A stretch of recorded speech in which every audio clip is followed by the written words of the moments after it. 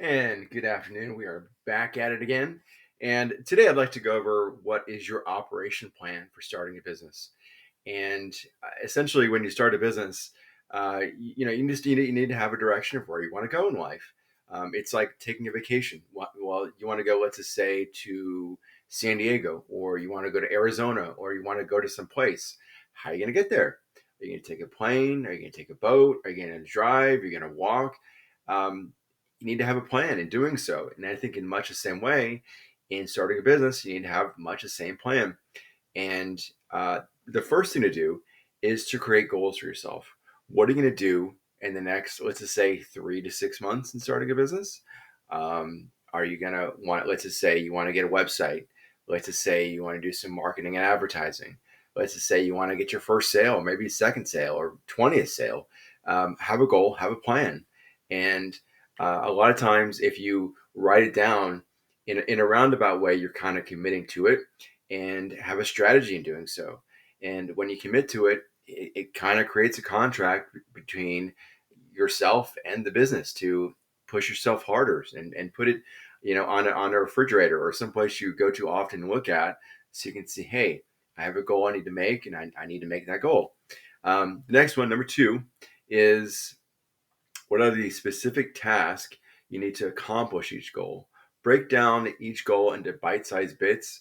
Don't just say you want to make $1 million. Don't just say you want to have 10 cars or a bigger house. How are you going to get there? You need to advertise. You need to go to XYZ website to get more business, and they'll put the business on there, they'll advertise and things like that. Make it small, bite sized bits. Um, you know, make it, typically, in, let's just, for example, when you get a big meal, you don't just scarf it down all at once. You take little bite-sized bits here and there, and eventually something comes of it. And in much the same way, make everything small and celebrate success. Little goals can lead to big goals, of getting that $1 million, of getting a bigger house, of getting 10 cars, of whatever you want to do. It all starts with a single step. um, Next one is, who is responsible for each task?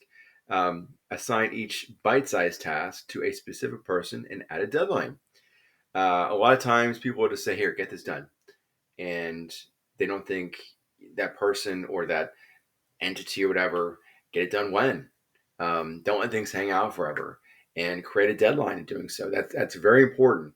And be nice but courteous about those deadlines. Hey, we need to get this done now, versus yelling and screaming at them. That doesn't create team oriented atmosphere.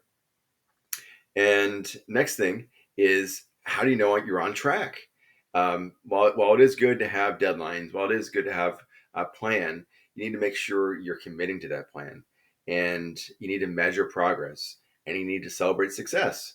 And by that I mean that, okay, we have deadlines we need to make, and if we don't make these deadlines, how do we know that we're making it and doing it?